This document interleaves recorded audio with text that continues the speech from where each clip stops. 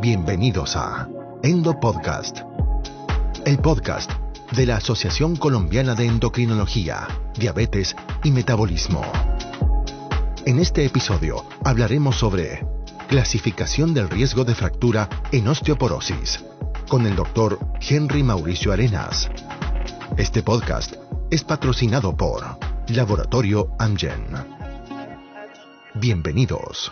Advertencia: este contenido es exclusivo para profesionales de la salud. Todos los casos clínicos aquí presentados son únicos y es importante hacer su propia investigación. Muy buenos días, muy buenas tardes, muy buenas noches. En el momento en el que estén, en el sitio del planeta en que estén, gracias por escuchar y unirse a este Endo Podcast.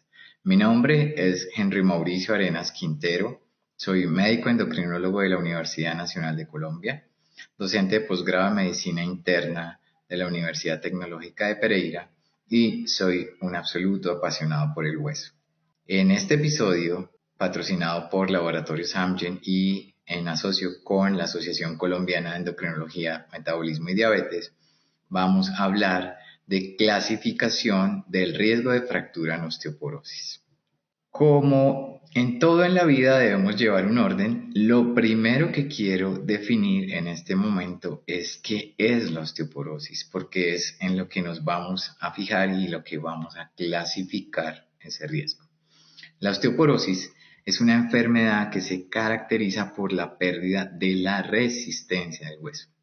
Aquí quiero aclarar qué es la pérdida de la resistencia, porque la resistencia del hueso depende de la mineralización de la matriz orgánica, del grado de recambio óseo, de la geometría ósea, de cómo está esa arquitectura de esas trabéculas dispuestas, de la conservación del tejido trabecular y conectivo, del recambio bioquímico y del grosor de la cortical del hueso.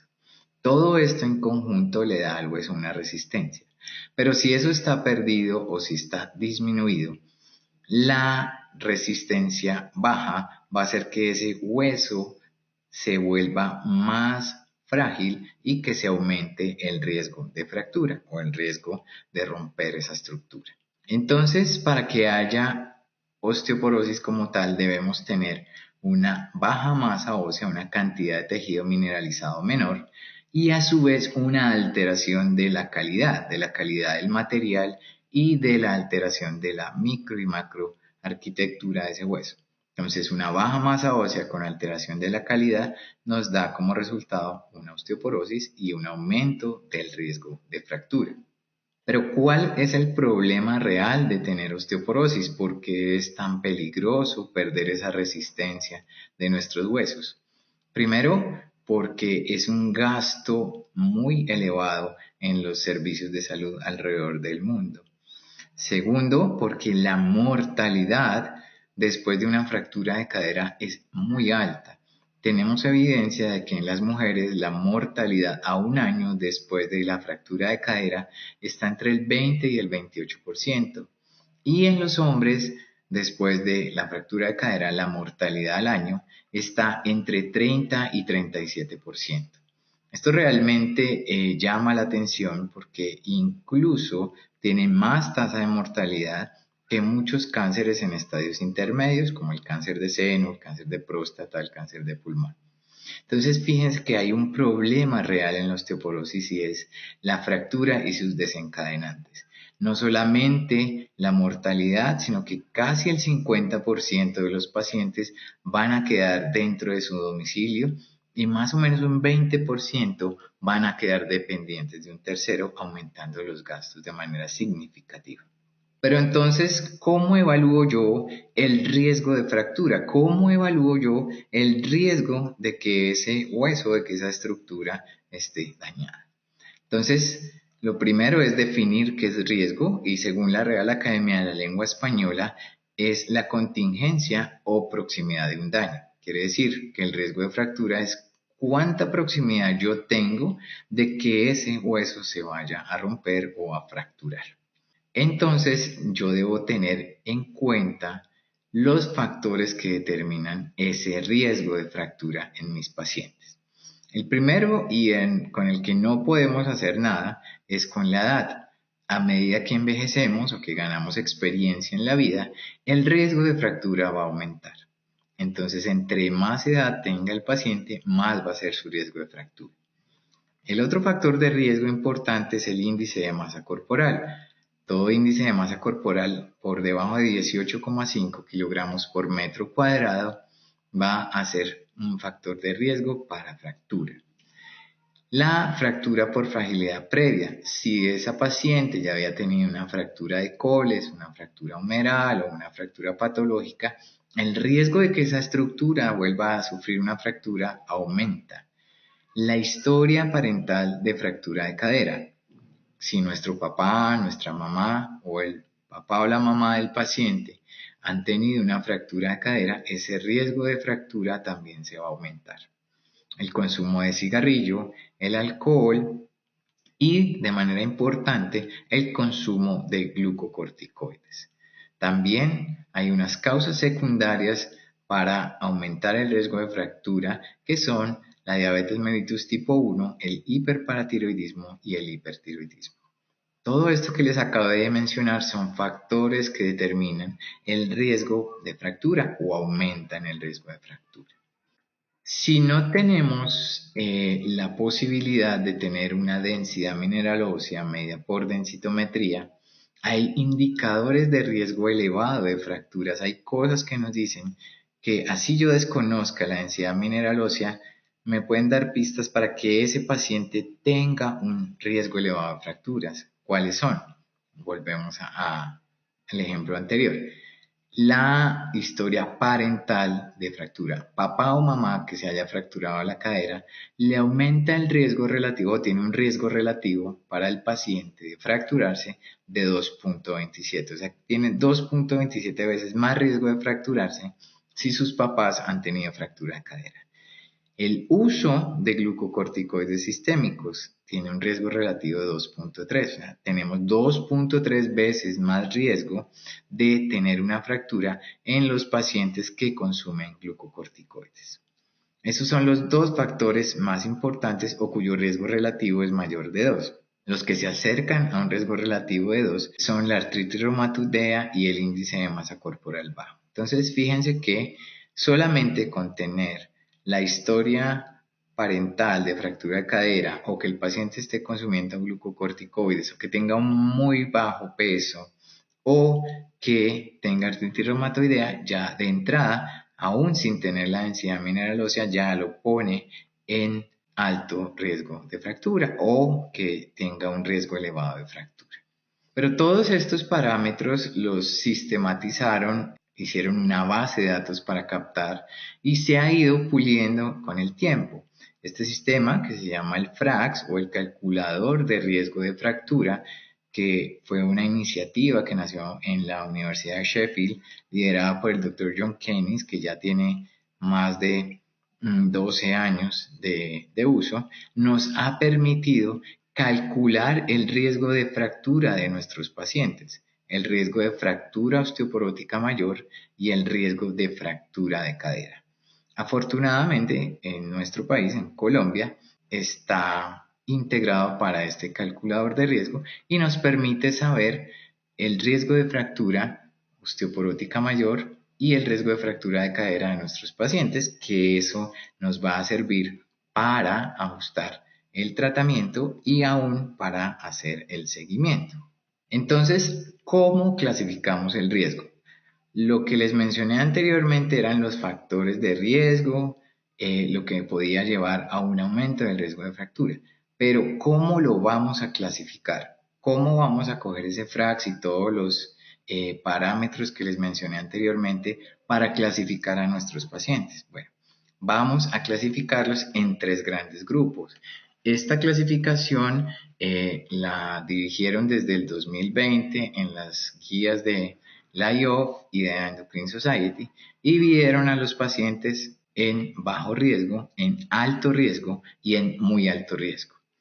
El bajo riesgo es una mujer de edad posmenopáusica o después de la menopausia que no haya tenido fractura y cuyo T-score sea mayor de -1 y que cuando le aplicamos el FRAX, ese FRAX tenga menos del 20% de riesgo de fractura osteoporótica mayor y menos del 3% de fractura de cadera. Eso es bajo riesgo. Hablamos de alto riesgo cuando tenemos uno o más de los siguientes parámetros: que el paciente sea mayor de 65 años, que haya tenido una fractura previa, 2 años hacia atrás, que tenga un T-score menor a menos 2.5, que tenga un T-score entre menos 1 a menos 2.5, pero que cuando le apliquemos el FRAX, este sea mayor a 20% para fractura osteoporótica mayor, o que tenga una probabilidad mayor del 3% para fractura cadera. Entonces, este es alto riesgo. Y el otro grupo es el de muy alto riesgo, que debe tener uno o más de las siguientes características: que haya tenido una fractura en el último año. Hablamos de riesgo inminente de fractura cuando el paciente ha tenido fractura en el último año. Entonces, por eso, paciente que ha tenido una fractura en el último año ya se ubica en muy alto riesgo. Que haya tenido fracturas múltiples, que haya tenido fractura durante el tratamiento para osteoporosis, que haya tenido una fractura durante un tratamiento, por ejemplo, con glucocorticoides, que tenga un T-score por debajo de menos 3, o que cuando apliquemos el FRAX tenga un riesgo para fractura osteoporótica mayor del 30% o para fractura de cadera mayor del 4.5%. ¿Y por qué es importante clasificar a nuestros pacientes en estos grupos? Porque dependiendo del riesgo, también escogemos el tratamiento e incluso el seguimiento. Para los pacientes que están dentro de bajo riesgo, lo que debemos hacer es optimizar los niveles de ingesta de calcio y de vitamina D, cuadrarles un programa de ejercicio de fortalecimiento muscular, y a esos pacientes probablemente les sugerimos usar terapia de reemplazo hormonal o un modificador selectivo de los receptores estrogénicos, si lo hay. Los grupos de alto riesgo o el grupo de alto riesgo, también lo que hacemos es optimizar su nivel de calcio y vitamina D, acondicionar su músculo, su programa de ejercicio, y ahí consideramos el dar un antirresortivo, sea un bisfosfonato oral o parenteral o denosumab. Y en el grupo de muy alto riesgo, también optimizamos la ingesta de calcio, niveles adecuados de vitamina D, ojalá por encima de 30 nanogramos por mililitro, y el programa de ejercicio. Pero aquí este programa de ejercicio sí debe ser muy guiado y muy parametrizado por el riesgo elevado de fractura, incluso aún haciendo ejercicio guiado. Y de entrada preferimos dar tratamiento anabólico con teriparatide o romosozumab, y después mantener ese hueso que ganamos con un antirresortivo tipo denosumab. De entrada se prefiere el tratamiento anabólico, a menos de que haya contraindicación para el tratamiento como tal.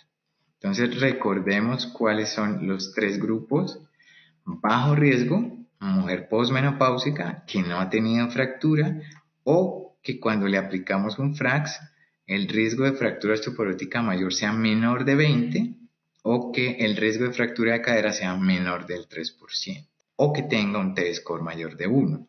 El otro grupo, que es el alto riesgo, que tenga uno o más de los siguientes: que sea mayor de 65 años, que haya tenido una fractura previa 2 años hacia atrás, que tenga un T-score menor de menos 2.5, o que tenga un T-score entre menos 1 a menos 2.5, pero que cuando le apliquemos el FRAX el riesgo de fractura osteoporótica mayor sea más del 20% y más del 3% de fractura de cadera.